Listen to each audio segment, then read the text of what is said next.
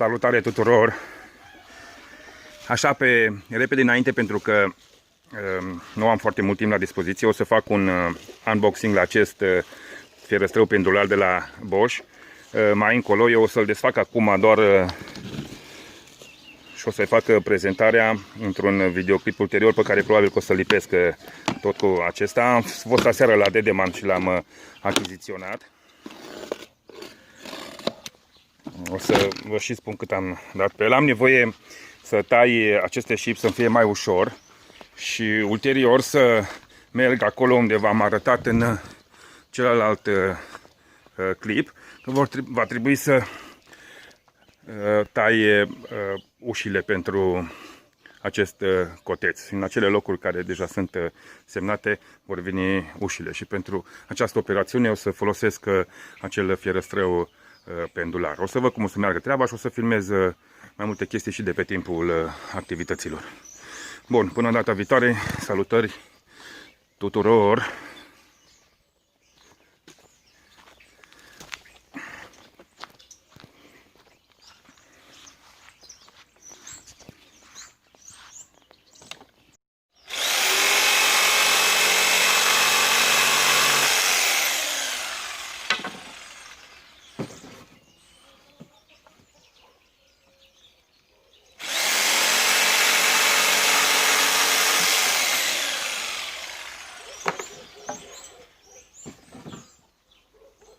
Jucărie.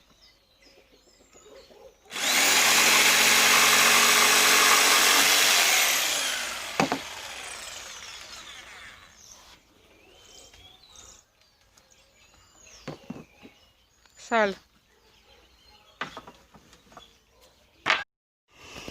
În operațiunea asta o să folosesc și raportorul acesta pe care l-am luat mai de multă vreme, raportor digital pe care l-am luat de la Lidl mai de mult. Spune că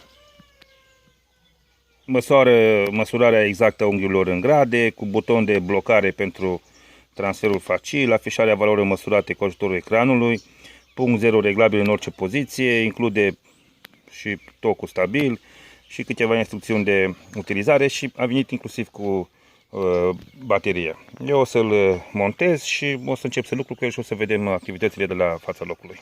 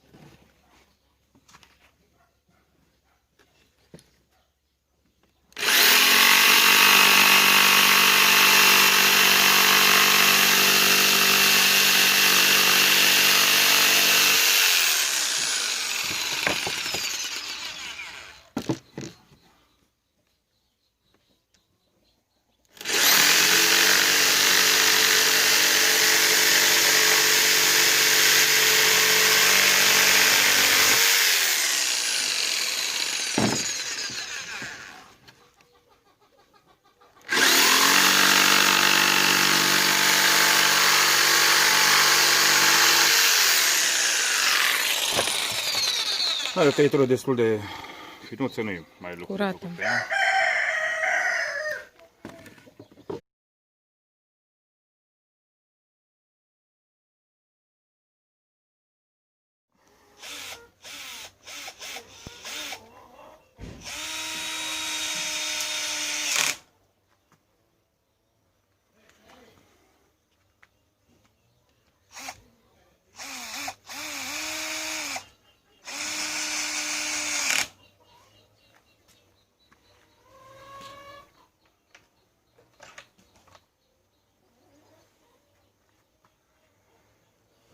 Avem aici, nu avem gardul.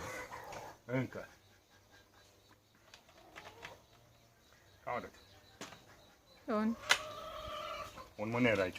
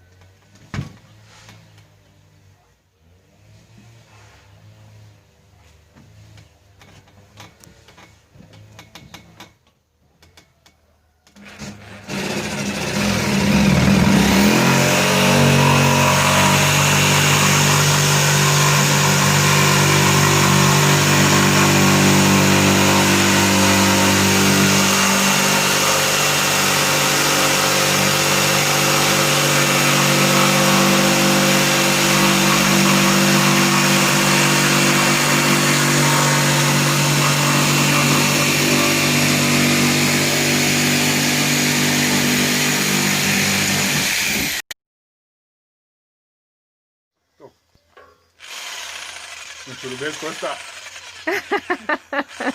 Îți iese, da. Stai.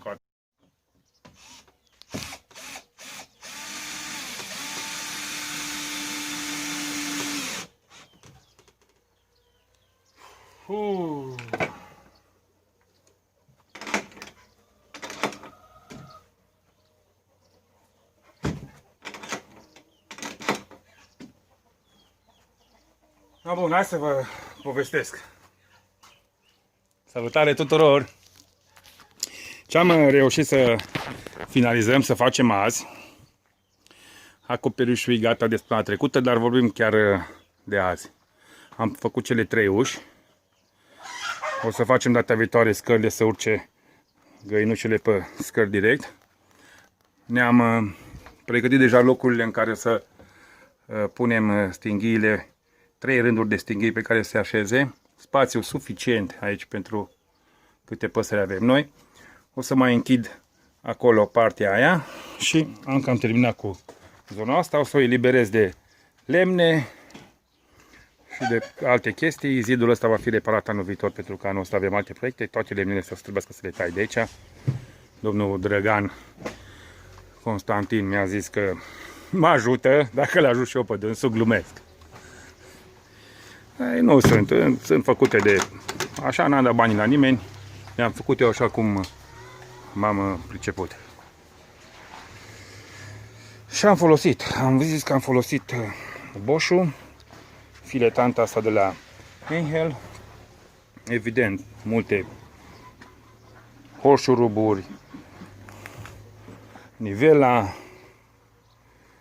am mai folosit raportorul ăsta de la Parkside pentru a afla unghiurile și, ce știu, o grămadă de piulițe sus și șindrila. O să mai vin cu o filmare când e complet gata.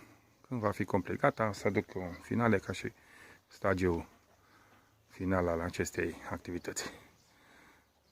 Mulțumesc tuturor pentru vizionare. Aveți grijă de voi, sănătate și numai bine. Nu știu dacă mă repet.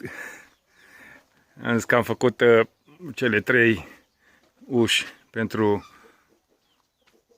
pe unde vor urca păsările și evident ușa asta de la intrare. Ce tare!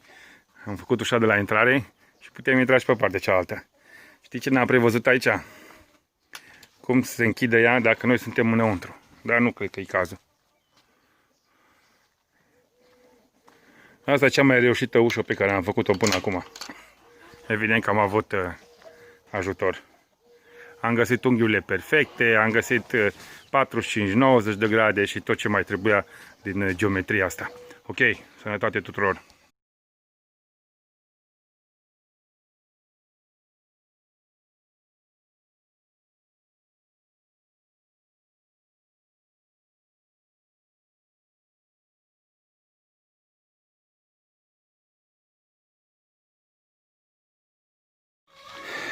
Hai să vedem și finalul de la acea transformare a pătulului în cotez de găini. Deja găinile vin aici.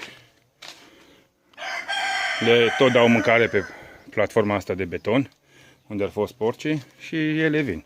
Încet, încet să se obișnuiască să urce acolo. Le-am făcut și ceva cuibare, să-și facă de cap. Încă n-am găsit niciun ou în cuibare.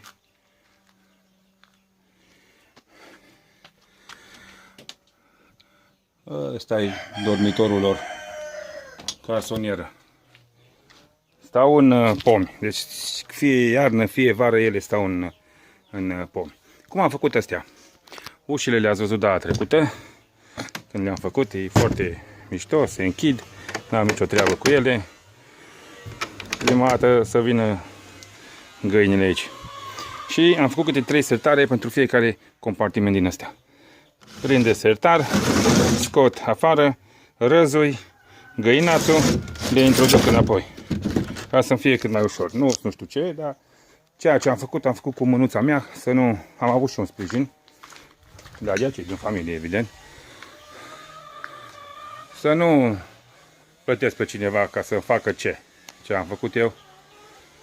Am făcut și scările astea din ce am avut la îndemână pe aici, scânduri, leațuri și așa mai departe. O să mai curăț aici și o să-l umplu ca să fac o parte cu beton, în care o să le pun și hrănitoarele și așa mai departe, și o parte cu pământ, ca să tot scrumeze ele să-și vadă de treburile lor. Din septembrie încolo o să mă apuc de grămada asta de octombrie, ce știu eu, când o să am vreme de lemne. Și o să le bag aici înăuntru în cornița asta, care va fi dărâmată și ea anul viitor, cred eu, după cum merg lucrurile. Cam atât cu partea asta de coteț. Gardul are 2 metri, ușa, am pus aici un fel de, așa ca să rustic, să nici nu plouă acești stâlpi, care și ăștia sunt second hand stâlpi. Aici astea, într-adevăr, le-am luat, dar au fost vreo 5 lei bucata. Gardul mi l-au adus cei de la Mat House. E ok, părerea mea că față de ce a fost, era un pătul atât de înalt că trebuia să mă urc cu o scară de 9 metri.